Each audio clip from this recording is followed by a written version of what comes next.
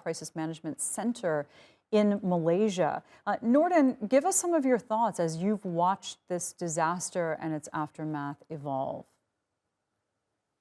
Well, first of all, our hearts and go out to the people of Turkey. You know, it's an amazing response that we've seen the government and the entire country get behind the response as well as the international response.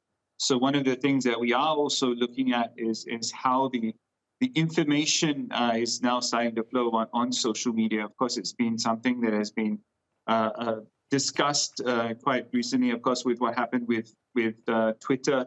Is definitely part of the discussion, but we're seeing a key need to manage communications. And I think this is one of the things that the government in Turkey has done well, is say, look, we need to keep communications open. We're ensuring that communications happen. And we saw from your earlier guests, actually the quality of the data that's available is actually incredible, considering that you've been through these two earthquakes. Okay, how does this compare to other disasters that you've seen? Well, I was on the ground following the Nepal earthquake a few years ago, and I think this earthquake is by far greater in its impact. You know, we're seeing the challenges that the Turkish government has faced in terms of its response.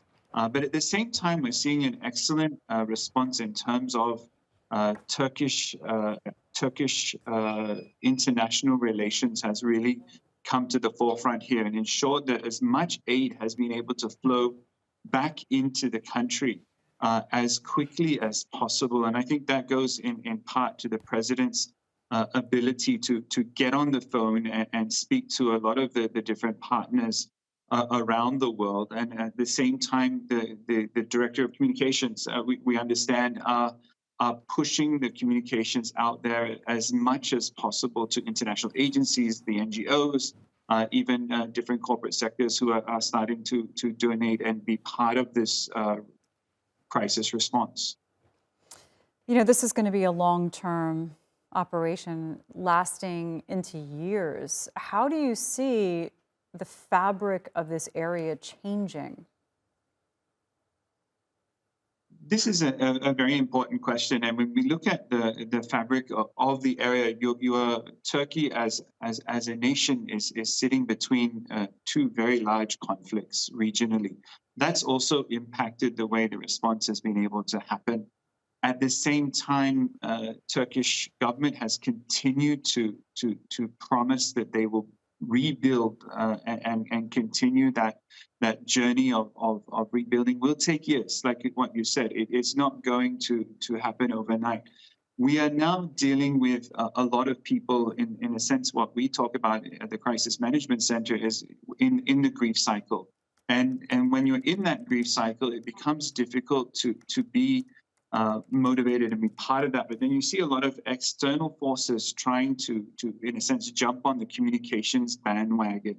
And we're seeing that both from a populist point of view, but also at the same time, there's a lot of inauthentic behavior that has happened. The information war that was happening before the crisis is continuing until today. And unfortunately, we've seen that as kind of what we've been monitoring here from Malaysia is in a sense the social media data, and that we're dealing with what we're seeing with the algorithms and what's going on is very much an interesting part of the story. And I think Turkey as a country, or Turkiye as a country, has in a sense set a new benchmark of how communications need to be managed in the case of a crisis. And I think we'll see you know, the move by the government and recent moves by the government being studied over the next few years.